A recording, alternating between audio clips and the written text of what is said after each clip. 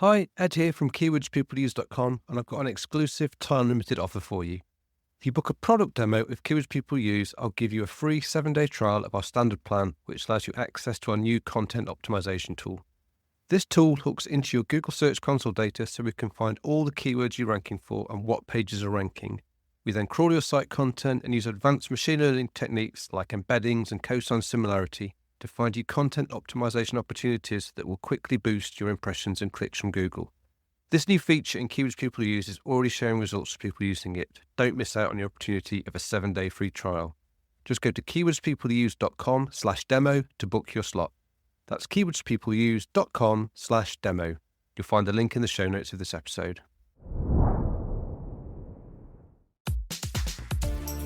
Hello and welcome to SEO is Not That Hard. I'm your host Ed Dawson, the founder of the SEO intelligence platform keywordspeopleuse.com, where we help you discover the questions people ask online and learn how to optimize your content to build traffic and authority.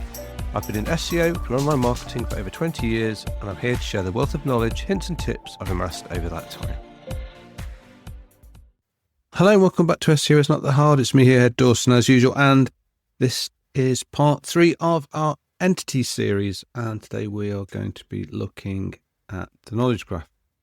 So just looking back at our last episode, there we looked at how machines learn to read. We walked through that 3-step process of information extraction. First, identifying potential entities on a page. Secondly, using context to disambiguate them. And thirdly, linking them to a universal library of knowledge like Wikipedia. And this brings us to the next part of the question. Once Google's done all that work, once it's read your content, identified your entities, and linked them to a global understanding of the world, where does all that information go? And the answer to that is it goes into probably one of the most powerful and influential databases on the planet. If you are looking at things from an SEO perspective, that's it into, you might call it a digital brain. We're going to explore the knowledge graph. So what is the knowledge graph? The simplest way to think of it is Google's massive interconnected encyclopedia of the world, where instead of pages, it's made up of facts, billions and billions of facts about people, places, things, and most importantly, the relationships that connect them. And its purpose is to help Google move beyond just matching keywords to a genuine understanding of the real world concepts. This is what allows Google to answer factual questions directly in search results. So when you ask it like, how tall is the Eiffel Tower, or where were the 2016 Summer Olympics held, the answer that pops up instantly comes directly from the knowledge graph. But how is this incredible knowledge graph actually built? And it's not from a single source. The knowledge graph is a dynamic system that constantly aggregates information from a huge variety of inputs. First of all, there's the public web. This is where we're interested. This is our websites. This is Google's crawlers constantly processing unstructured information from billions of web pages, just like we discussed in part 2, and crawling through all that data and pulling out the information and understanding the information within it.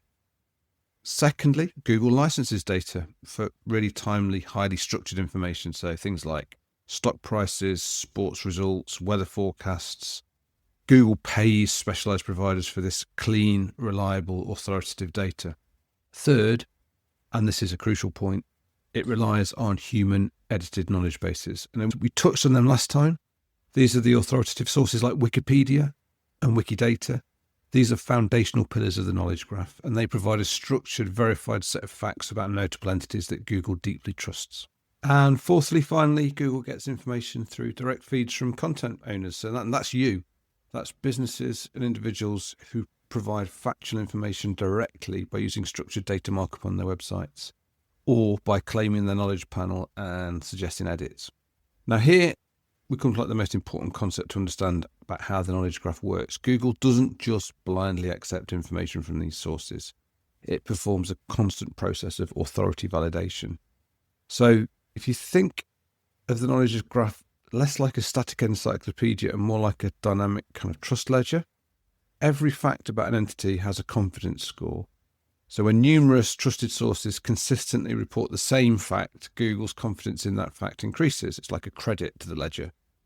The opposite, when sources report conflicting information, that acts like a debit and Google's confidence goes down.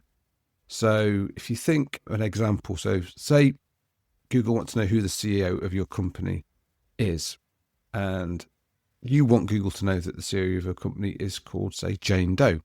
If your website's about page says the CEO is Jane Doe, that's one signal. If your company's official LinkedIn profile also lists Jane Doe as CEO, that's another strong signal. If a major industry publication, say like Forbes, writes an article and mentions Jane Doe, CEO of your company, that's a very powerful third-party signal. And if your company has a Wikidata entry that lists Jane Doe as CEO, that's another foundational signal. And when all those trusted sources align, Google's confidence score for that fact becomes extremely high, and it'll consider that like to be the verified truth.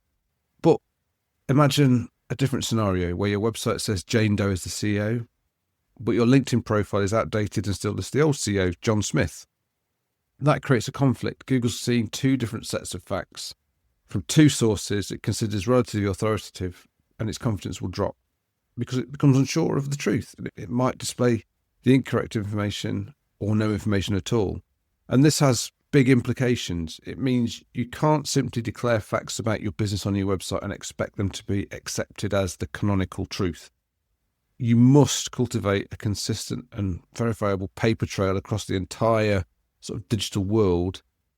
And this elevates the role of digital PR and online reputation management to core components of technical SEO, ensuring the consistency of your entity's core attributes like your name, address, your phone number, your key personnel across all digital places where it might be found. It's no longer just good practice. It's critical to build high trust, authoritative entry about you, about your entities in that global knowledge graph. So how does your website fit into this ecosystem? What's its specific role? Your website serves as the primary and highly influential data source for the entities you directly represent, your company, your products, your people. The most direct way you can communicate with the knowledge graph is by implementing structured data using a vocabulary called schema.org. Now, I have spoken about this in other podcasts previously, but this should show you how it fits into the big picture. And I'm going to do a whole episode specifically on structured data and entities later in this series. But for now, you'd think of it as like a set of special tags you can add to your website's code that explicitly define your entities in a machine-readable format. It's like adding a label to your content that says, hey, Google, just to be clear, this page is about an organization, its legal name is this, its logo is this, and it dramatically reduces ambiguity for the search engines. And also by linking from your own content out to external or authoritative databases like Wikipedia, you can help Google further disambiguate your entities and firmly connect them to sort of this broader global graph. So this brings me to what I'd like you to go away and do after this episode, and that's to go and look at the knowledge panel. The inner workings of the knowledge graph are a black box, but its outputs are publicly visible on every search results page. And the most direct view of this that we have is the knowledge panel. So the knowledge panel is that box of information that typically appears on the right-hand side of a desktop search when you search for a specific unambiguous entity. It will always display a curated summary of the facts, images, and related information pulled directly from the knowledge graph. So go to Google, search for your own brand name. If your brand name doesn't trigger a knowledge panel, then look for a well-known brand name to get an example of how it works. And you'll see how it shows a whole bunch of information about your brand. Now, if you don't have one, that's a sign that Google doesn't yet have enough consistent, authoritative information about you to be confident in who you are. And if you do have one, I want you to look at it. Is every single piece of information 100% accurate? Is the current logo? Is the founding date correct? Is CEO listed correctly? All those kind of things. Any inaccuracy, no matter how small it is, that's a red flag. It's a signal that somewhere out there on the web, Google is finding conflicting information about your brand. And that panel is like your diagnostic tool. It gives you your first clue about where you need to go and start cleaning up data about your entities to make sure that you've got a consistent, trustworthy entity. Now, next time, we'll explore how a strong and accurate entity profile doesn't just get you a knowledge panel, it also makes you eligible for a wide array of other high visibility features that can help you really dominate the search result pages. So, until next time, remember, keep optimizing, stay curious, and remember, SEO is not that hard when you understand the basics. Thanks for listening. It means a lot to me. This is where I get to remind you where you can connect with me and my SEO tools and services. You can find links to all the links I mention here in the show notes. Just remember, with all these places where I use my name, the Ed is spelled with 2 Ds. You can find me on LinkedIn and Blue Sky, just search for Ed Dawson on both. You can record a voice question to get answered on the podcast, the link is in the show notes. You can try our SEO intelligence platform, Keywords People Use, at keywordspeopleuse.com, where we can help you discover the questions and keywords people are asking online, cluster those questions and keywords into related groups so you know what content you need to build topical authority, and finally connect your Google Search Console account for your sites so we can crawl and understand your actual content, find what keywords you rank for, and then help you optimize and continually refine your content with targeted, personalized advice to keep your traffic growing. If you're interested in learning more about me personally or looking for dedicated consulting advice, then visit www.eddawson.com. Bye for now, and see you in the next episode of SEO is Not That Hard.